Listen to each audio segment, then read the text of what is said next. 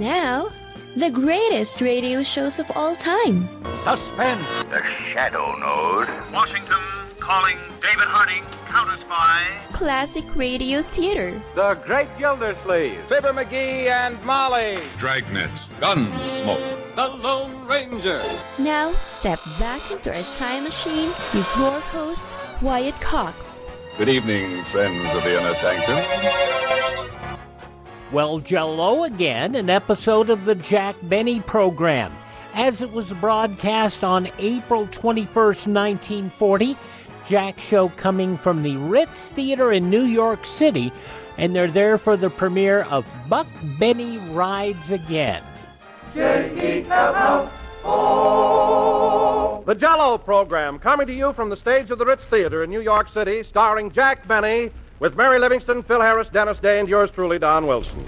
And now, ladies and gentlemen, we bring you a man who arrived here Tuesday morning at Grand Central Station and was greeted by thousands and thousands of his loyal fans. Hiya, folks. I'm glad to be here. Our hero then walked out of the station toward the 42nd Street entrance, followed by a persistent redcap. Carry your bag, sir. Carry your bags. No, thank you. I told you I'm trying to develop my muscles. Go away. Reaching 42nd Street, our weary traveler hailed a passing conveyance and proceeded to his hotel.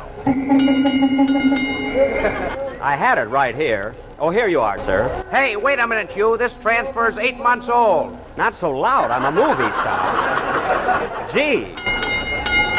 Gosh, these bags are heavy. We next find our young traveler at his destination, one of Manhattan's leading hotels. This room will be fine, but where's the bathroom? Just follow the arrow.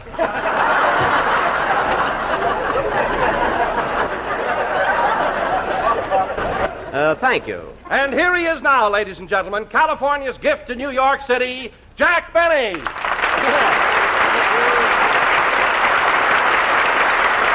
Thank you. Jell-O again. This is Jack Benny talking, and folks, don't believe one word of Mr. Wilson's little fantasy. As a matter of fact, I'm stopping at one of the finest hotels in this town, the Sherry Netherlands. And you have a room with a bath? Don, I have a suite with a bath. And you should see the size of my bathtub. I went down twice before a bellboy rescued me. Talk about a swanky setup. Why, my living room alone is a regular palace, and the furniture is simply exquisite. Nice furniture. What period would you say it was, Jack? I'm not quite sure, Don. It's either Louis XIV or early low state. But you can tell that the furnishings are very expensive. I happened to break an ashtray yesterday, and now I've got to play my violin in the cocktail bar for a week. Tips and all go back to the hotel. You can imagine what that ashtray must have cost. Oh, I can. And there's one thing, Jack. The service in a hotel like that must be simply marvelous. It sure is, Don. Although there are times when they're just a little bit too critical. What do you mean? Well, this morning I sent my gray suit downstairs to be pressed, and they sent it back with a note on it saying, "Please do not wear in lobby."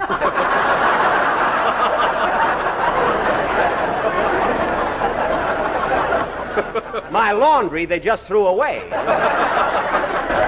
You know, Don, sometimes I... Come in?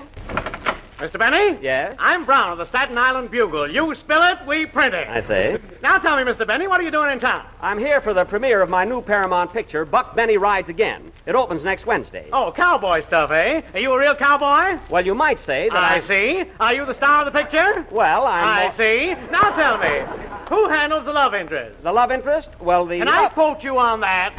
Yes, if you're a mind reader.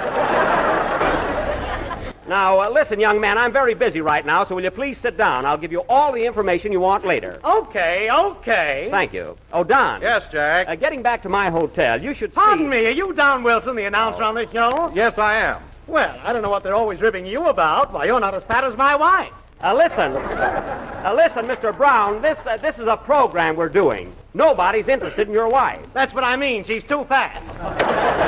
Now, look, will you please sit down? We'll get to you later and give you all the dope you want. Okay. Now, Don, getting back to my hotel, the food there is positive... Well, look who's here. Hello, Mary. East side, west side, all around the town. Well, that ought to get me a hand.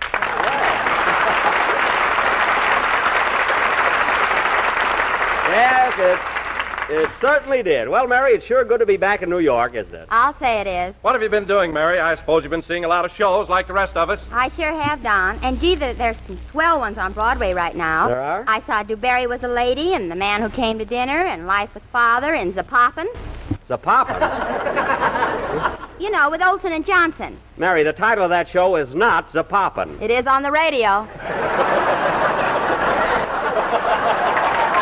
Oh, that's right. What am I thinking of? What else did you see? Well, I saw Jack Haley's new musical, Higher and Higher and Higher and Higher and Higher. What's the matter with you, Mary? The name of Jack Haley's show is just Higher and Higher. Well, I sat in the gallery. Sat in the gallery. What kind of guys do you go out with? I was with you, remember?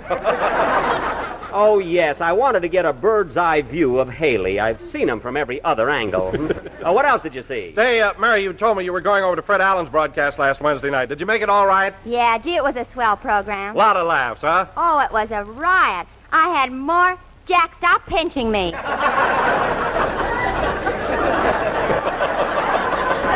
Well, I told you to stay away from that town hall tripe festival.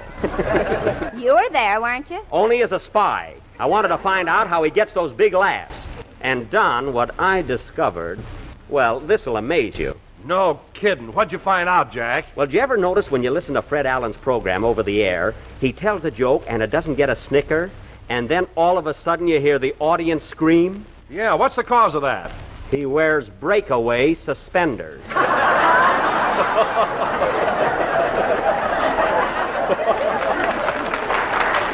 kidding. When a gag flops, down they go.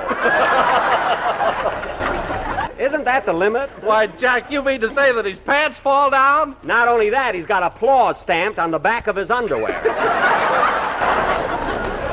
I'd like to take my dart game up there some night. I'd fix him. Oh, you're a fine one to talk, Jack. Look what you do when the audience doesn't laugh. What do you mean? You open your shirt and make the hula dancer on your chest wiggle. I just did that once when the girl who modeled for it happened to be in the audience. And I want to tell you something, Mary Livingston. The next time... Pardon me, Miss Livingston. I'm Brown of the Staten Island Bugle. Would you mind answering a few questions? But of course. Mary, he can wait. Well, tell me, Miss Livingston, what is your impression of New York? Oh, New York. It is so big, and I want to be alone. Now cut that out! Look, Mr. Brown, you can get your interviews later. We have a program to do. When are you going to wiggle the hula dancer? None of your business. I'm not going to do that tonight. It wouldn't hurt any. Oh, go sit down or get out. Now, where's Dennis Day? It's about time for his song. There he is, right over there. Oh, sure. Hey, Dennis. Yes, please? Take a bow, kid.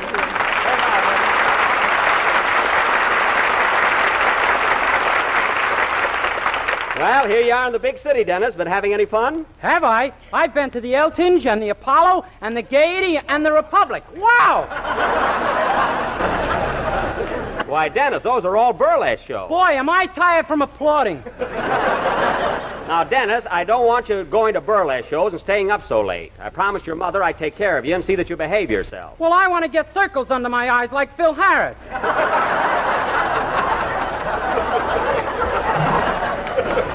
I don't care if you do. Imagine a kid wanting to be like Phil Harris. Why don't you take after Don Wilson? Or me? Or me? You stay out of it. Now, Dennis, you take my advice and keep away from Phil. Stick around with me and you'll have a lot of fun. You'll meet girls and everything. Say, Jack, that reminds me. What? Tell him about the girl you were with at the stork club the other night. Stork Club? What was wrong with her? She looked like a stork. Mary, the only reason she was standing on one leg is because I stepped on her toe while dancing. Now, Mary, will you please be quiet? That girl's in our audience. She's sitting right there in the 4th row. She is not. She just flew up on the chandelier. All right, will you stop with that stuff? Flew up on the chandelier. Go ahead with your song, Dennis, so we can cut this silly chatter. What's it going to be? I'm going to sing a swell number called Last Night's Gardenias. Very good. Go ahead. Wait a minute. Come in. Mr. Benny? Yes? Can you tell me how to get to Ripley's Believe It or Not Auditorium? Why, yes.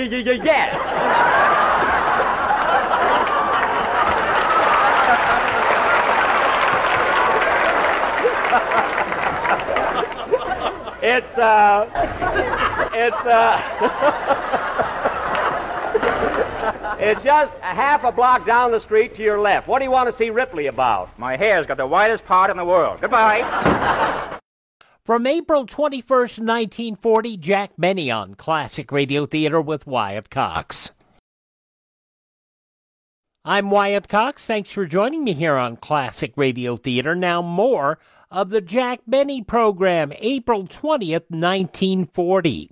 Now tell me, young man, how are you enjoying your stay? Hey, wait a minute, Mr. Brown. I'm still the master of ceremonies here. Now, will you please sit down till after the program? Okay, Blue Eyes. Well, I can't get mad. They are blue.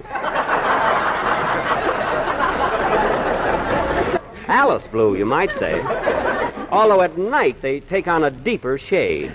And that chalky face sure makes them stand out. Oh, quiet. Anyway, that was last night's Gardenia, sung by Dennis Day. And very good. Thanks, Mr. Benny. Can I leave now? Leave? Why? I got a date with Fifi LaRose. She's a chorus girl.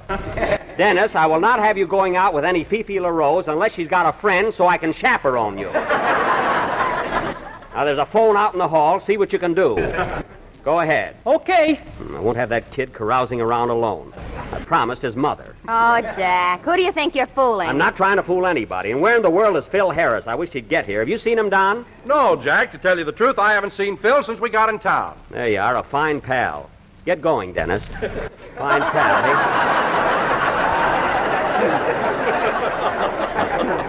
That Phil, he didn't even bother to look us up. Oh, yes, he did. Last night, Phil took me to every hot spot in town. Phil Harris took you out? Yep, we went to the El Morocco, Club 18, Leon and Eddie's, and the Versailles. Mary, that's pronounced Versailles, not Versailles. I'm quoting Phil. So he took you out, eh? Well, maybe he isn't such a... Dennis, what are you stalling for? Go out and make that call. I haven't got a nickel. Well, here. I will not have that kid going out all by himself. Uh-huh. Well, he's got to get me a girl so I can look after him. What are you going to do with that Lulu on the chandelier? Mary, there's nobody up there. Now keep still. Hey, Jack, here comes Phil now. Oh, so the maestro has arrived. Nightclub Joe. Come on, Phil. You might as well get your reception. Not too loud, folks. I'm on the ragged edge.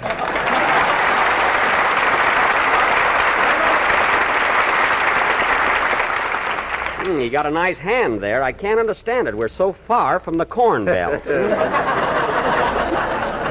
Well, Phil, what are you standing there for? Why don't you take a bow? Jackson, if I take a bow, I'll keep right on going.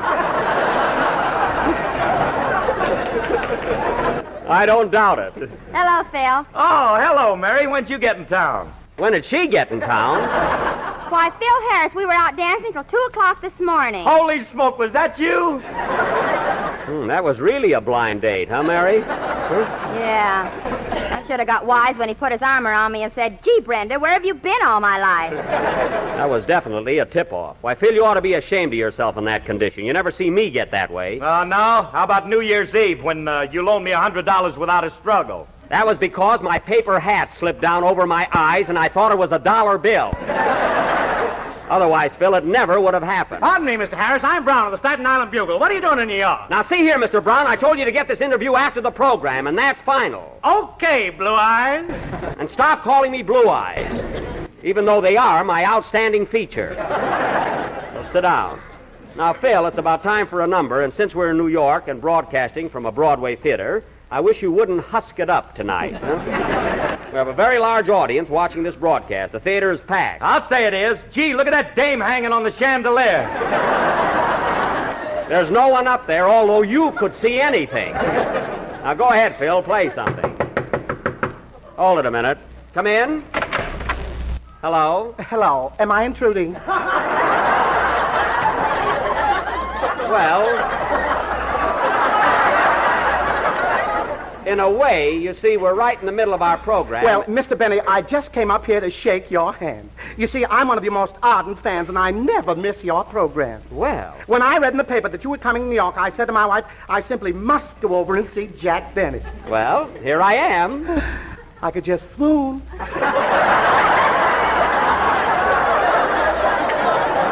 Oh, come now, pull yourself together, Mr.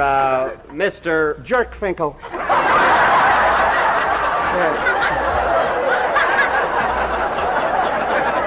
The name is Logan Jerkfinkel. Oh, Mr. Jerkfinkel. You can drop the Finkel anytime you want to. Mary. Well, I'm awfully glad you dropped in, Logan, and I'm happy to know that you're such an ardent listener of my program. Oh, I'm a regular pest around my neighborhood. Everybody says to me, oh, you and your Jack Benny. Well, that's very sweet of you. I'm a little rushed right now, but I do want to thank you for your loyalty to my program. Would you mind waiting till we get through? Well, I'll just run along. But before I go, I would like to shake hands with Frank Parker. Frank Parker? Frank Parker isn't with me anymore. Don Bester either?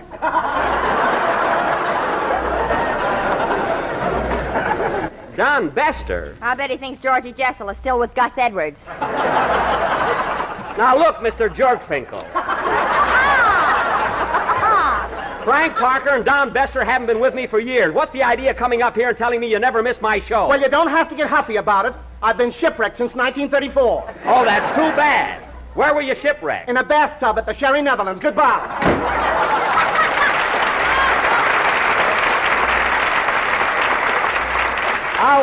I'll give anybody $10,000 who can tell me what he came in here for. How'd you make out, Dennis? The line's busy. Well, try again. By the way, Phil, I don't see any familiar faces in this orchestra. Did you pick up all these boys here in New York? All but Frankie, my guitar player. I brought him along from Hollywood. Well, of all instruments to worry about, huh? What'd you bring your guitar player along for? He's the only guy in my band that can press my pants. Well, that's all changed now. This bunch here look like they can not only press pants, but make them.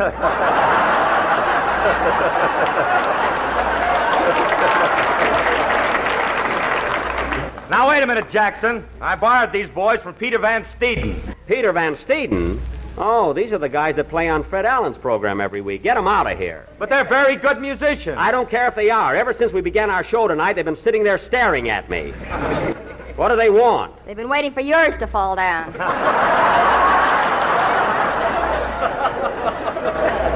Well, they're due for a disappointment. I'm a legitimate comedian. Well, Jack, I can't believe that Allen would resort to those kind of tactics to get laughs. Oh, you can't, eh? Well, I'll tell you another thing he does. Every time he broadcasts, he puts on that funny-looking false face of his. Well, that's not a false face, Jack. That's his own. Are you kidding? You hear that, Mary? That's Allen's real face. Well, what about it? What about it? I got to make a picture with him next summer. How am I going to get laughs? Put an eagle in your toupee. Mary, if you think I'm going into a toupee routine right now, you're crazy. Got other things to do. And now, ladies and gentlemen, I have a very important announcement to make. I can't hang around here all night, Blue Eyes. I got to get that interview. Now, see here. Tell me, Mr. Harris, what are you doing in New York? I'm here for the premiere of my new picture, Buck Harris Rides Again. Buck Harris? Oh, no, you don't. Now, Mr. Harris, do you handle a love interest? I mean, do you win the girl in the picture? Definitely. That's not true. Now, see here, Mr. Brown, I handle the love interest. I win the girl at the end of the picture. And Phil gets her back in the newsreel. Oh, no, he doesn't. Now, see here, Mr. Brown, you got your interview. Go get out. Okay, Blue Eyes. And stop calling me Blue Eyes, even though they have been compared to the waters of the Minnetonka. Now, scram, will you? Well, if you don't mind, I'll ask Mr. Wilson a few questions. Oh, no, you won't. Oh, yes, he will. Tell me, Mr. Wilson, what are you doing here in New York? I'm here to tell everybody about Jell-O, America's favorite gelatin dessert. Now, look. Now, Mr. Wilson, if my fat wife wanted to buy some Jell-O, how would she go about it? She'd run down to her neighborhood grocer and ask him for a package. Now, But how would she know that it was genuine Jell-O? She'd look for the letters. What color letters? Red letters. What size red letters? Big red letters. Big red letters on the what? Big red letters on the box. That's all I want to know. Oh, boy, what a scoop. So long, Blue Eyes.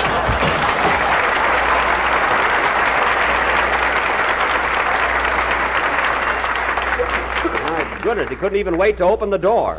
And, Phil, now that he's gone, don't you ever say that you're the... Hey, how'd you make out, Dennis? The line's still busy. Well, tell the operator to cut in. Tell her you're a doctor or something. And hurry. Take it easy, Minnetonka. Well, I owe it to his mother to keep an eye on that kid. Now, let's see, where was I? You were talking about next week's attraction. Oh, yes. Next Sunday night, ladies and gentlemen, our program will again originate from New York City. And we have quite a surprise prepared for you. Next week, the Mighty Benny Barn Players will present their version of... Oh, fine. Hello? Hello, Mr. Benny. This is Rochester.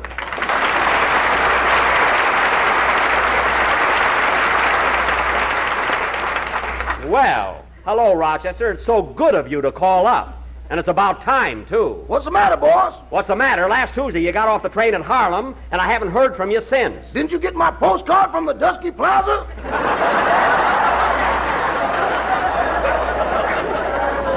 Yes, I got your postcard, but you're not here on a vacation. You were supposed to come to the hotel and help me. Why, my trunk isn't even unpacked yet. Just kick it. It'll unpack itself.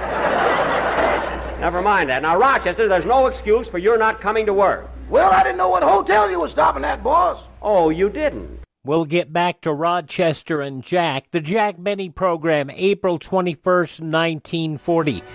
You're listening to Classic Radio Theater. I'm Wyatt Cox. First, these very important messages from your favorite radio station.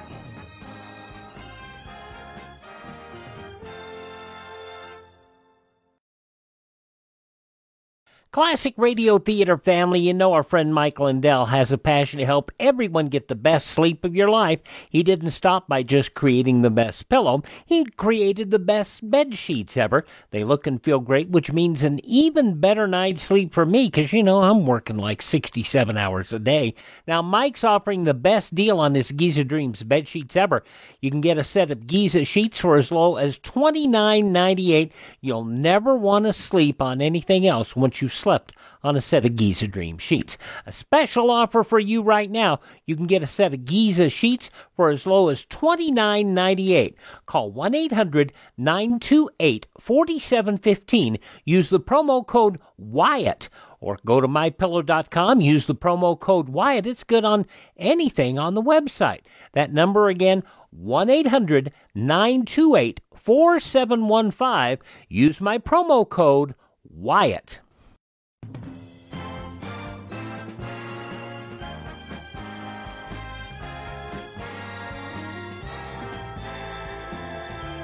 Jack Benny started with his own show back in 1932. It concluded in May of 1955.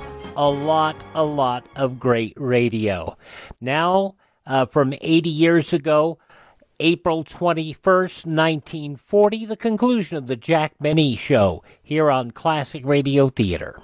You didn't know where I was living? That's right. Uh-huh. Well, let me ask you something. How could you have sent that postcard to the Sherry Netherlands? Well, come on. Rochester, I want an answer to that question. It ain't ready yet.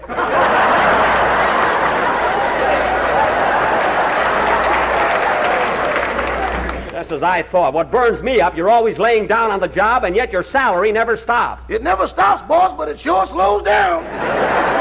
Too bad about you. Now, if it's not asking too much, Rochester, when can I expect you? I'd come down tonight, boss, but they're throwing a banquet for me at the Lenox Avenue Social and Whatever Happens Club.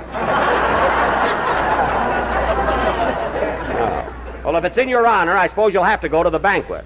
But I want you at my hotel at 9 o'clock tomorrow morning. 9 o'clock? Yes, 9 a.m. Even if I'm losing?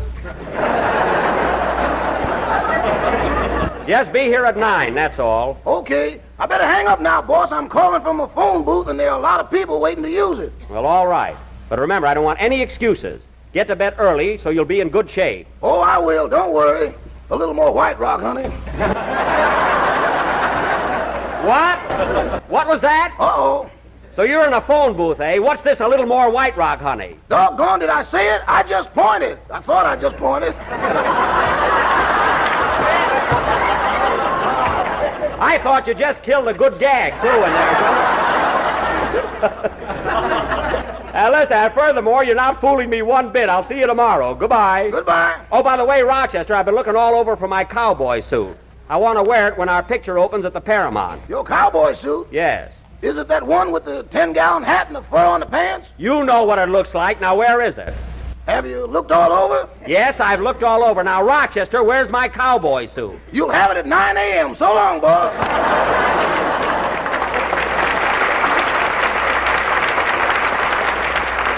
Can you imagine that, fellas? Now he's wearing my cowboy suit. Oh, Mr. Benny, Mr. Benny. Yes, Dennis. How'd you make out? I got Fifi all right, but she couldn't get a friend for you. Oh, well, I better go with you anyway. I will not have you going out with a pretty girl alone. Play, Phil.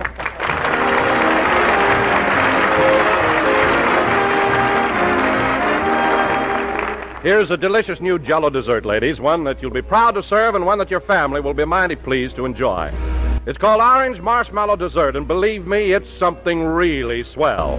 A rich, colorful combination of golden orange Jell-O and snowy white marshmallow. To make it, just prepare a package of orange Jell-O in the usual way and chill until slightly thickened. Next, fold in 2 diced oranges and 8 marshmallows quartered. Then mold and prepare to be praised. Orange Marshmallow Dessert will score a big success every time you serve it. So get acquainted right away. Tomorrow night, treat the family to Orange Marshmallow Dessert, a grand dessert made of tender, creamy white marshmallows, rich, juicy oranges, and bright, golden orange Jell-O.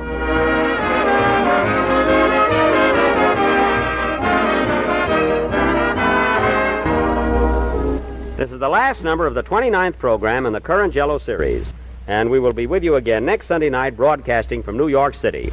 And as daylight saving time goes into effect over some of these stations next week, consult your local newspaper for the new time on your station.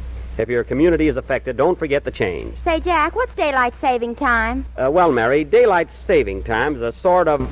Hey, darn you, Dennis, come back here! Wait for me! Wait for me! Good night, folks.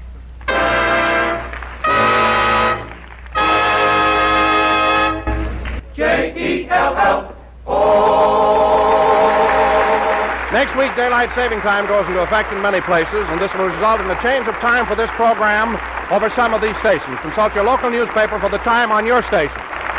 Tonight's music included My Kind of Country from the Paramount picture Buck Benny Rides Again. This is the National Broadcasting Company. We mostly focus on Jell-O and also on Lucky Strike cigarettes as the sponsors of the Jack Benny program. But they actually had a number of sponsors along the way, going back to 1932 with Canada Dry, also it's Chevrolet, and then General Tire, and then, as we said, Lucky Strike, Grape Nuts and Grape Nuts Flakes when sugar became highly rationed during World War II, and then Lucky's came in. So there you go. A rundown of all the sponsors of the Jack Benny program over the long run of the show. This episode of the Jack Benny program, April 21st, 1940, right here on Classic Radio Theater. I'm Wyatt Cox, back in a moment. You're listening to Classic Radio Theater with Wyatt Cox. The story so far is that Cedric washed all the labels off the cans at the Jot 'em Down store, trying to clean everything up. And now all the cans are... They tried to do... Lum and Abner tried to do a sale, grab bag sale, where, you know, you paid 25 cents for a can. If you could guess what was in it, you got the can free. And it was going well until, for some reason, Grandpappy Spears figured out what was in the cans. And so now Lum and Abner are losing. Let's go back to this episode of Lum and Abner, which was provided to us by Ted at RadioMemories.com. Originally broadcast and restored by Ted, April 21st, 1953.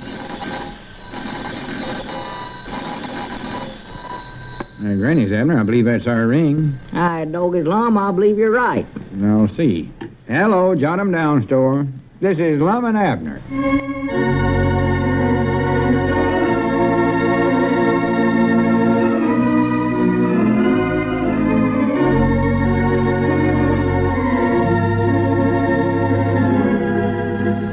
And now let's see what's going on down in Pine Ridge.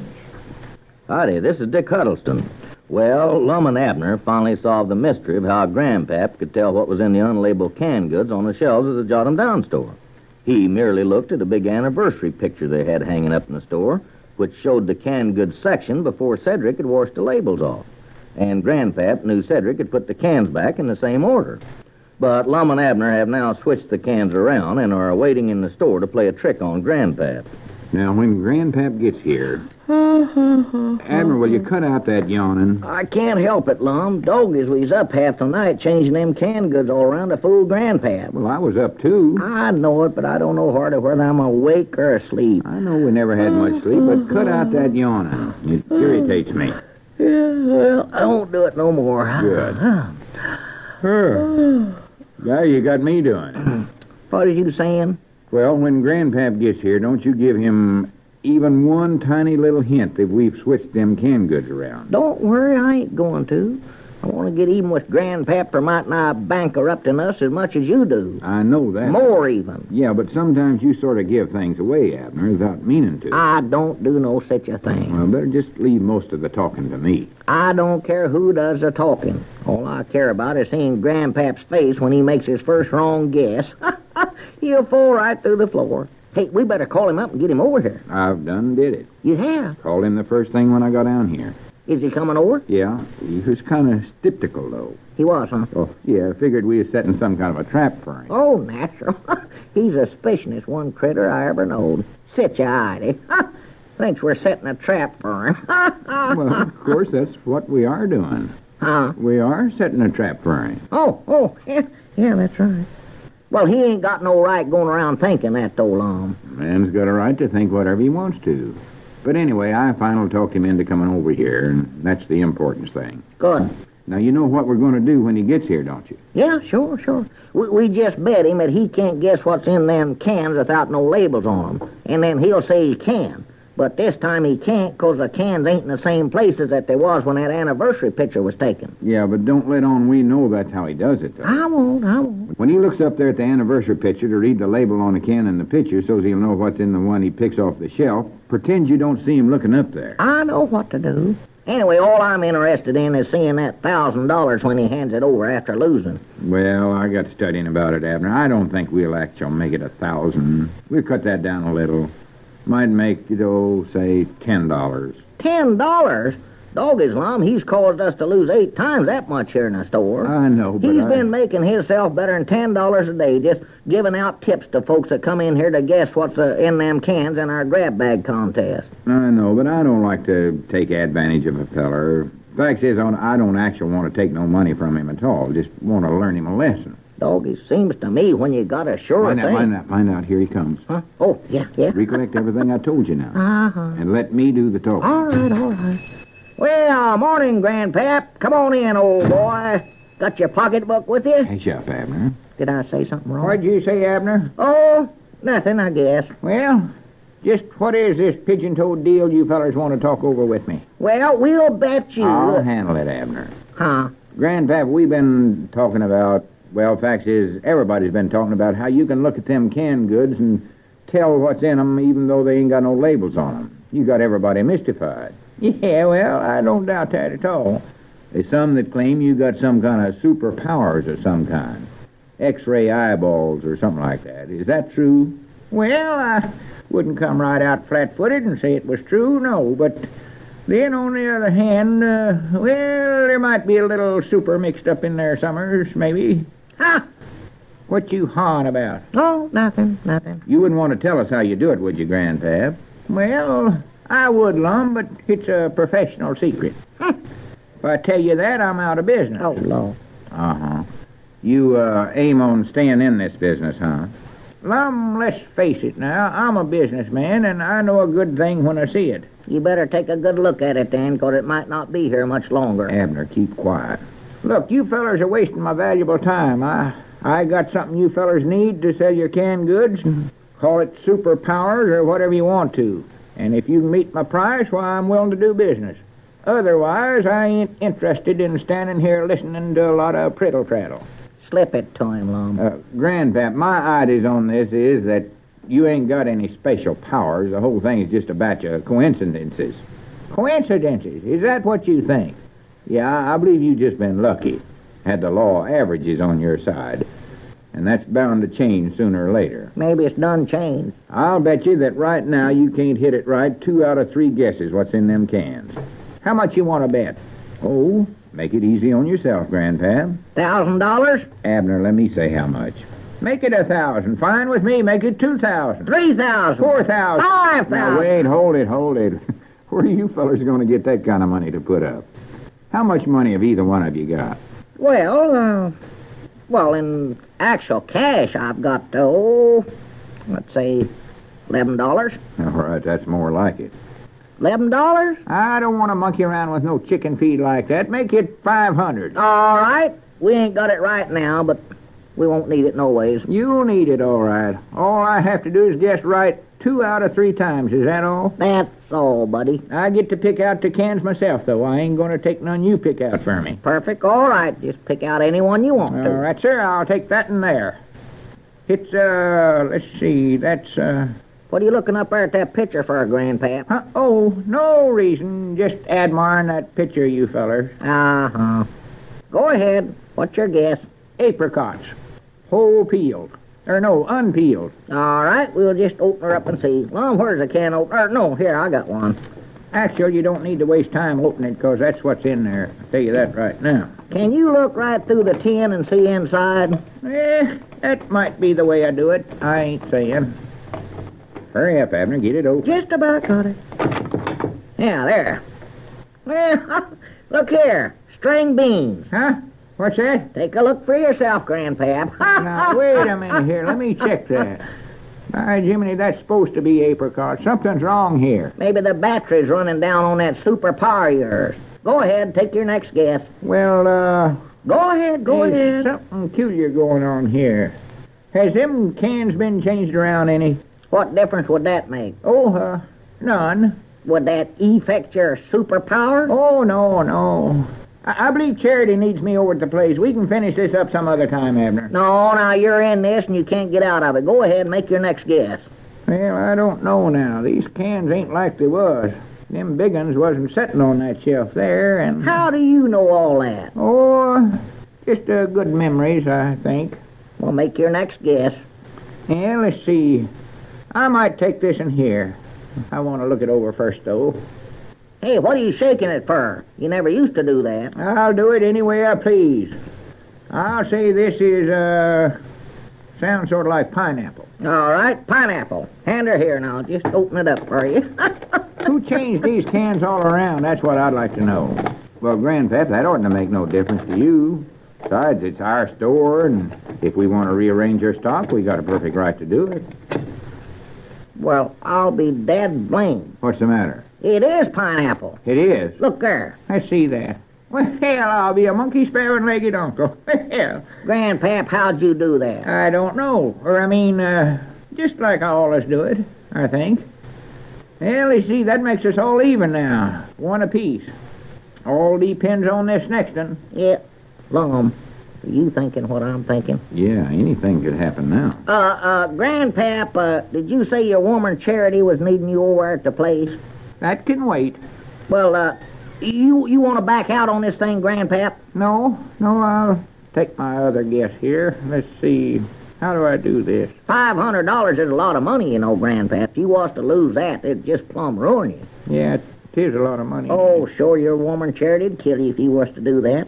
Fact is, I don't believe you got the $500. Wonder if Charity does need me over there. Yeah, I believe she does. All right, let's stop right here. This has went far enough. We're going to call the whole thing off. Grandpap, we may as well tell you that we know how you done it by looking at the picture up there.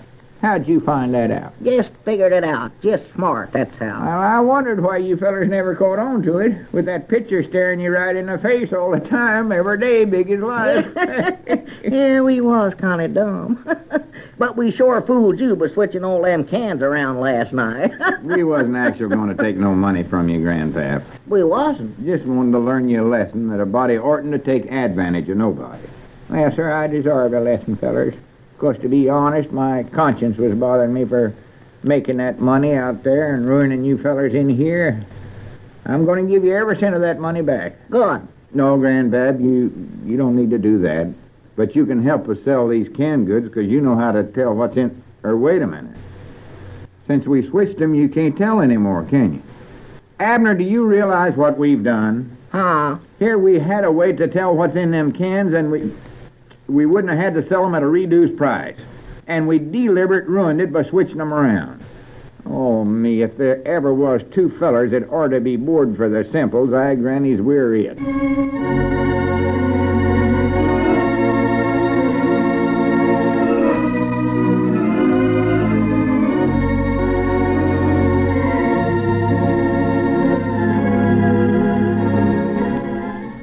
Well, it backfired on the boys, didn't it?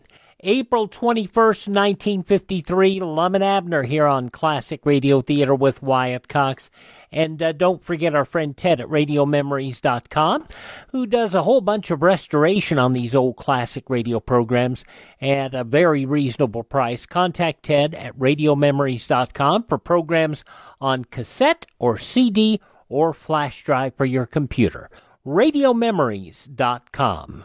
How many times do you drive along the highway at a pretty fast clip and come upon a policeman at the side of the road writing out a ticket for some unfortunate traffic law violator? What happens? Almost automatically, you slow down to a sensible speed and pay more attention to driving safely. Nobody likes to get a traffic summons, but it's only by even stricter law enforcement that we're ever going to cut down on the shocking and shameful death and accident rate on our highways.